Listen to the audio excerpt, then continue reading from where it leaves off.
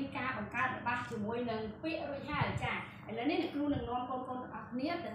អានរបស់វិញម្ដងចាប៉ុន្តែមុននឹងដល់ចូលការអានរបស់អ្នកគ្រូចង់សួរកូនៗទាំងអស់គ្នានៅផ្ទះអ្នកណាគេជាអ្នកចម្អិនលំហូបកូនចាម៉ាក់ឬក៏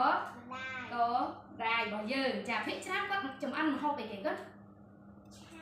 ឆាចាល្អណាស់ចាឥឡូវអ្នកគ្រូមានរបស់នៅលើក្តារខៀនមួយដើម្បីឲ្យកូនៗទាំងអស់គ្នាអានជាមួយនឹងអ្នកគ្រូចាតែមុនដំបូងអ្នកគ្រូអានឲ្យកូនៗទាំងអស់គ្នាសិនចាឥឡូវកូនស្ដាប់អ្នកគ្រូណាចែឆាំចេះឆាស្ដាប់បានទេកូន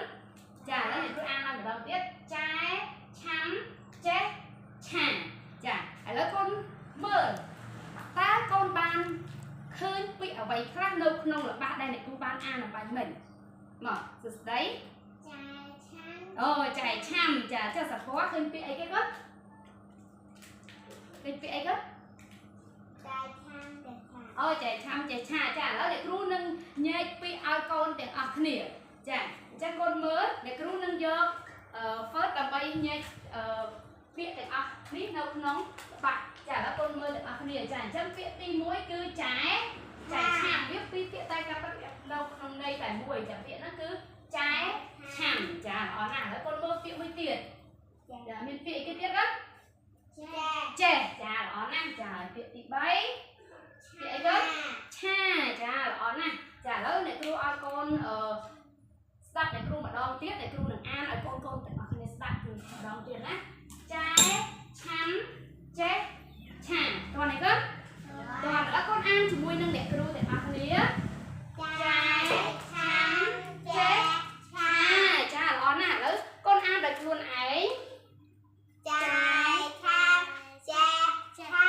ចាឥឡូវសូមម្ដងទៀតចែឆាំចេះឆាចាល្អណាស់ចាឥឡូវនេះអ្នកគ្រូនឹងឲ្យកូនទាំងអស់គ្នាបើកនៅក្នុងសៀវភៅសិក្សាគោលដើម្បីអាននៅរបស់ផ្សេងទៀតដែលមាននៅក្នុងសៀវភៅរបស់កូនចាឥឡូវកូនបើកសៀវភៅសិក្សាគោលចាទុកសិនអានេះសៀវភៅជំនួយនេះសៀវភៅសិក្សាគោលចានៅក្នុងមេរៀនឆនៅមេរៀនទី8ចាឃើញហើយកូនចាឃើញរបស់នៅខាងក្រោមហ្នឹងនេះសួស្ដីកូនអានអានេះមើលកូនខោចៅកែកោចៅកែឆាចាល្អណាស់ទៀតកូនទៀតចែឆាំចេះឆាចាល្អសពកូនអានមើលកូនខោ